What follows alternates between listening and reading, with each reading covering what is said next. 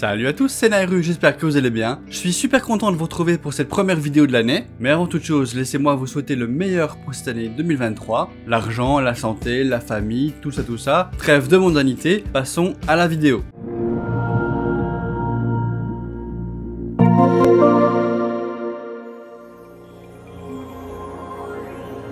Quelques jours avant Noël, j'ai réussi à mettre la main sur une PS5, mais ce n'est pas le sujet de la vidéo. Si vous voulez que je vous livre mon ressenti sur la console de Sony, dites-moi ça en commentaire. Mais l'achat de cette console me permet d'introduire le fait d'avoir acheté une manette estampillée PlayStation. Le Backbone One est la promesse de jouer à tous vos jeux favoris partout. Cette manette Backbone One existe en 3 versions, une pour les smartphones Android en connectique type C, de couleur noire et brandée Xbox. La même version existe bien sûr pour iPhone, mais avec une connectique Lightning, et la dernière version c'est également pour iPhone, mais estampillée PlayStation et en blanc. Donc moi j'ai bien choisi la version PlayStation. Le design de cette manette est inspiré de la DualSense, mais aussi des Joy-Con de la Nintendo Switch. Sur l'avant de la manette, nous disposons bien des touches triangle, rond, croix, carré, start, les deux joysticks L et R. En dessous, nous avons deux connecteurs au niveau des poignets, un Lightning pour recharger la manette et le téléphone, et à gauche, le connecteur jack pour évidemment connecter des écouteurs. À l'arrière, les boutons L1, L2, R1, R2. Cette manette ne dispose pas de batterie, c'est votre téléphone qui l'alimente. Backbone nous présente la solution ultime pour jouer à tous vos jeux à tout moment. Pour ce faire, il va falloir télécharger l'application de Backbone. Une fois installé, le contrôleur sera reconnu directement. L'application en elle-même est gratuite, mais vous avez également une partie payante qui n'est pas obligatoire. À vous de voir selon vos besoins si vous avez envie d'investir dans cette application ou pas. Le fonctionnement de l'application est assez simple. Il s'agit d'un hub de cloud gaming ou de stream gaming, mais il n'est pas obligatoire de passer par elle pour lancer vos jeux. On peut ainsi retrouver les services de cloud gaming de Microsoft, d'Amazon, Nvidia GeForce Now ou encore Google Stadia. Et niveau stream, cela passe évidemment par une console physique que vous possédez, PS Remote Play pour PlayStation, Xbox Remote Play pour la Xbox ou encore Steam Link si vous avez un PC. Le Backbone One est aussi compatible avec les jeux déjà sur votre téléphone. Par exemple, je joue à Genshin Impact dessus, mais dans ce jeu, la manette est détectée comme une manette de Xbox. Œil ouvert si vous m'entendez, est-ce que vous pourriez prendre en compte cette manette? Merci. Donc dans mon cas, c'est principalement pour jouer sur la PlayStation. Autrement dit, c'est pour avoir un écran déporté. Alors là, c'est hyper simple. Au préalable, sur la console, il faut activer la lecture à distance.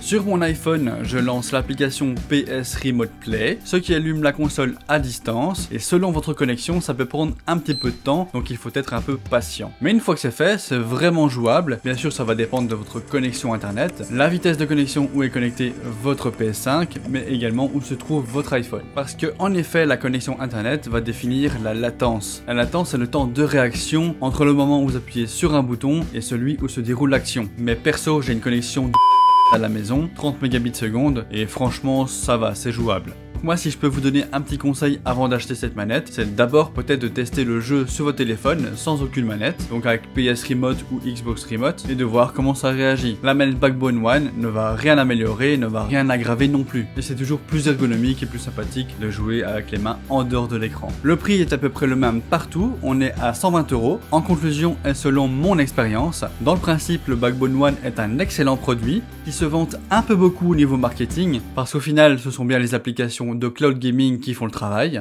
mais franchement cette manette fait tout à fait le job avec une très faible latence puisqu'il est connecté directement à l'iPhone, mais il est encore perfectible. Encore une fois, rien à redire sur le fonctionnement, mais c'est au niveau design qu'il y a des efforts à faire. La qualité générale est bien, mais encore loin des standards Sony ou Microsoft. Au toucher, les boutons sont un peu inférieurs aux Joy-Con de la Nintendo Switch. La couleur blanche n'est pas si blanche que ça, c'est plutôt un gris, et j'ai remarqué qu'après plusieurs heures de jeu, il y a une odeur de plastique assez forte qui se dépose sur vos mains. C'est pas très agréable et donc je ne conseillerais pas du tout ce produit à des enfants. Et le dernier point qui est vraiment le plus rédhibitoire pour moi, c'est qu'il n'est pas possible de mettre votre iPhone avec une coque. Même les coques officielles d'Apple, qui sont ouvertes dans le bas, ne permettent pas de connecter cette manette Backbone en même temps. Il va falloir l'enlever à chaque fois. Et franchement, c'est rasoir.